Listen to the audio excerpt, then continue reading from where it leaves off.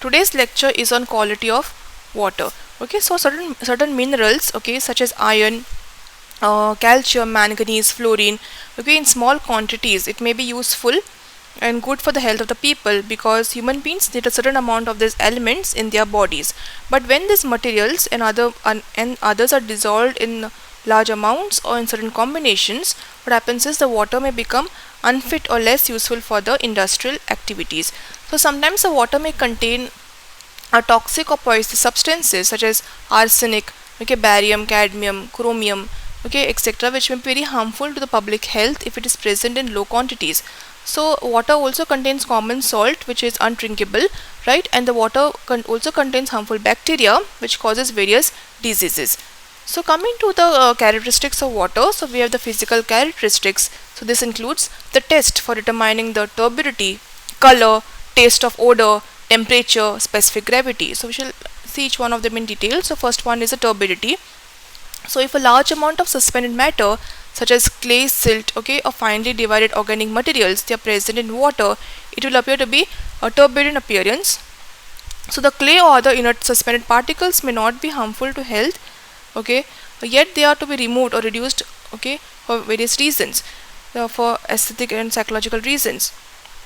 So since people do not like the turbid water, the turbidity of raw water must be measured and then reduced by treatment to permissible values so as to make it almost invisible, okay, under the naked eye.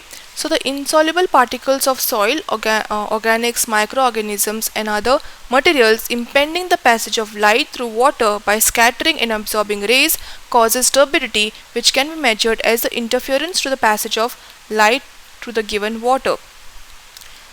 So this turbidity can be measured by a turbidity rod, okay. So this turbidity rod, it consists of an aluminium rod, okay. You can see here, it consists of an aluminium rod which is graduated so as to give the turbidity directly in silica units, okay. So the to the upper end of this rod is attached a graduated non-stretchable tape. You can see here a graduated tape is attached. This is done so as to help in lowering the rod. Then a screw containing a platinum needle and a nickel ring is inserted at the lower end. You can see a nickel ring is inserted and a platinum needle is also a screw containing a platinum needle and a nickel ring is inserted, okay, at the lower end. So the standard of platinum needle is 1 mm, okay, in diameter and 25 mm long. Then a vertical rod or a stick is inserted in the nickel ring so as to support and keep the rod in a vertical position, okay. So there is a mark for the eye position on the graduated tape. So in order to measure the turbidity, the graduated aluminum rod, it is lowered in the water and keeping the eye at its upper end, the submerged needle is viewed. So the rod is then slowly moved downwards, okay, till the needle will disappear due to the turbidity of water. So the length of the rod under the water is a measure of the turbidity, okay. So the lesser the length, the greater will be the turbidity and vice versa. So the rod is graduated specially and the reading on it near the surface of the water will give the turbidity. Okay, next is the turbidity meters. Okay, so the turbidity meter works on the principle measuring the interference which is caused by the water sample to the passage of light. So one such instrument is a Bailey's turbidity meter. So it is used to measure the turbidities in the range of 0 to 10 mg per liter. So you can see in this figure here, it consists of a closed galvanized iron box on one side. Then two glass tubes are held vertically side by side. So in front of the tube, you can see a 250 watt electric bulb, okay, is located with a reflector so as to throw the light on the tubes. The glass tubes are supported at the bottom by a white opal glass plate and are surrounded by blue cobalt plates. Okay, so one of the two glass tubes is filled with water sample, okay, and the other is filled with the standard water solution of known turbidity. So the standard electric bulb is lighted and its light falls on the water sample in the glass tubes through the cobalt glass plate. So the blue color in both the tubes is observed from the top of the instrument, okay. If the color of both the tubes differ, okay, the standard solution tube is replaced by another standard tube of different known turbidity. So the process is continued till a matching is obtained in the colors of both the tubes. So the known turbidity turbidity of the standard solution will then correspond to the turbidity of the sample of water. So this is the explanation of this Bailey's turbidity meter procedure, which I've already explained to you all. Next is the color. Okay, so the dissolved organic matter from decaying vegetation or some inorganic materials such as colored soils may impart color to the water. So for the precise determination, okay, of small color intensities, okay, instrument properly lighted from inside, which is called as a tintometer, is generally used. So the instrument contains an eyepiece. Okay, you can see here an eyepiece with two holes. So a slide of standard colored water is seen through one hole, and the slide of water to be tested is seen from the other hole. So the standard colored slide is replaced by another, okay, till a matching is obtained, as is done in a turbidity meter. So the standard color intensity corresponding to this matching will represent the intensity of the color of water sample. So for public supplies, okay, the color number on cobalt scale should not exceed 20 and should preferably be less than 10.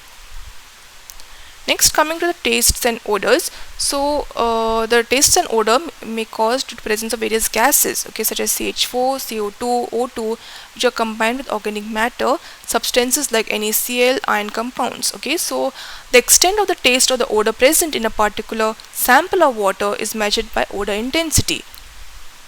So next is characteristics of water is the temperature. So for potable waters, a temperature of about 10 degrees Celsius are desirable, okay, while temperatures above this 25 degrees Celsius are considered objectionable. Next, coming to specific conductivity of water. So the electrical conductivity, called the specific conductivity or specific conductance of water, it measures the number of ions which are present in water and measures the total dissolved solids. So the specific conductivity of water is measured by a portable ionic water tester, which is called as a conductivity sensor. So it measures as to how much electricity is been conducted to the water through a centimeter of water. Next, we have the chemical characteristics. So it involves a test for determining the total solids, okay, in suspended solids, then the pH value, then hardness, chloride content, nitrogen content. Okay, so we shall see the total solids and suspended solids. So what is this? The total amount of solids which are suspended as well as dissolved solids which are present in water can be determined by an evaporating a sample of water and weighing the dry residue left. So the suspended solids, it can be found by filtering the water sample and weighing the residue which is left on the filter paper. So the difference between the total solids and the suspended solids will then represent the dissolved solids. Next, coming to the pH value of water. So the pH value indicates the logarithm of the reciprocal of hydrogen ion concentration which is present in the water. So the pH of water is more than 7, it will be alkaline, and if it is less than 7, it will be acidic. So the permissible values of pH is 6.6 to 8.5. Next, then measurement of pH. So the pH value can be measured by a potentiometer, which measures the electrical potential exerted by the hydrogen ions and indicating their concentration. So it can also be measured with the help of color indicators which are added to the water, and the color which is produced is compared with the standard colors of known pH values. So since the pH is the log of reciprocal of H plus, the higher values of pH means lower hydrogen ion concentration and thus represents the alkaline solutions, whereas the lower values of pH means higher hydrogen ion concentrations representing the acidic solutions. So let us see this problem. In a water treatment plant, the pH values of incoming and outgoing waters are given as 7.2 and 8.4 respectively. So assuming a linear variation of pH with time, we need to determine the average pH value of water. So what is given to us is the pH value is given to us, okay, as 7.2 and 8.4 in this problem. Okay, so what we have to find is we need to determine the average pH value of water. Okay, so that is the solution to this problem.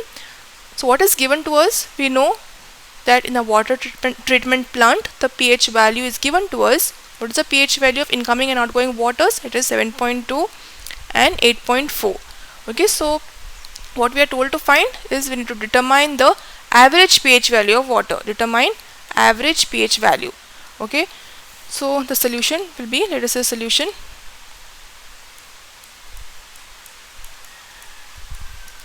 Okay, so we know pH definition, we know pH equals to log 10, okay, log 10 1 upon hydrogen ions, okay, H plus.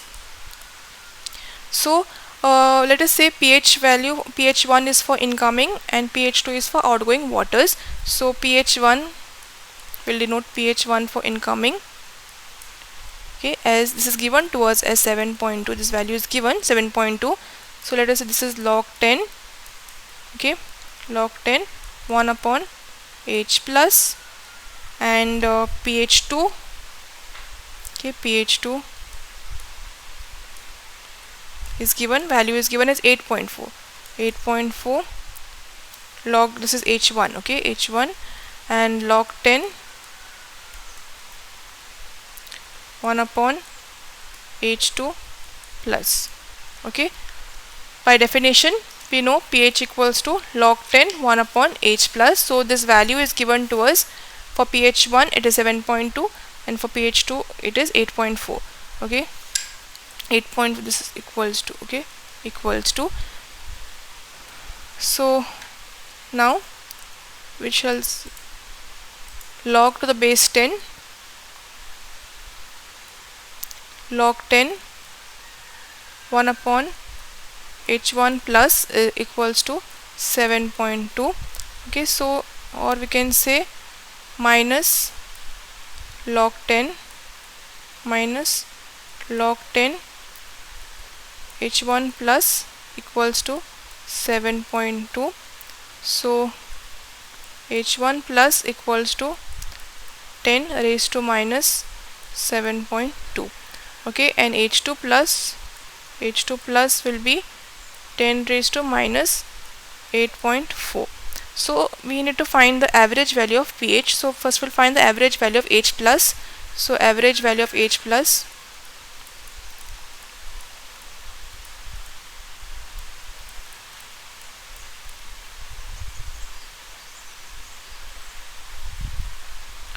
average value of H plus will be H1 plus H2 plus by 2. So this is equals to 10 raised to minus 7.2 plus 10 raised to minus 8.4 upon 2. So this will work out to be 8.42 into 10 raised to minus 8.4. Okay, so average value of pH,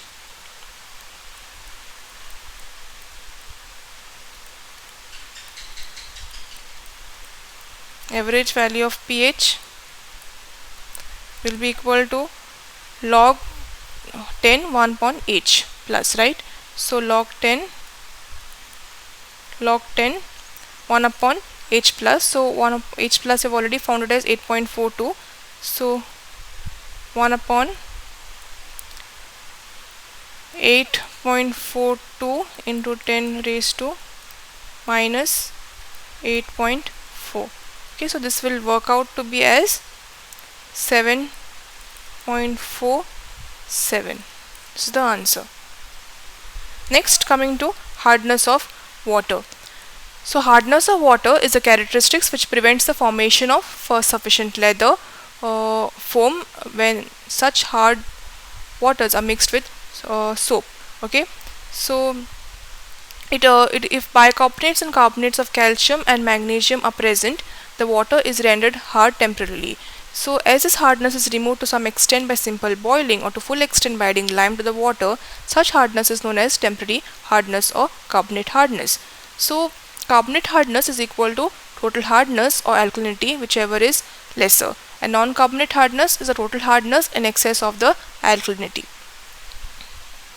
Coming to chloride content, so the chlorides are generally present in water in the form of sodium chloride, and maybe due to the leaching of marine sedimentary deposits, pollution, okay, from sea waters, okay, then industrialized domestic wastes, So the presence of high quantity of chloride in rivers or streams water may indicate stream waters may indicate pollution of water due to seepage and other industrial wastes.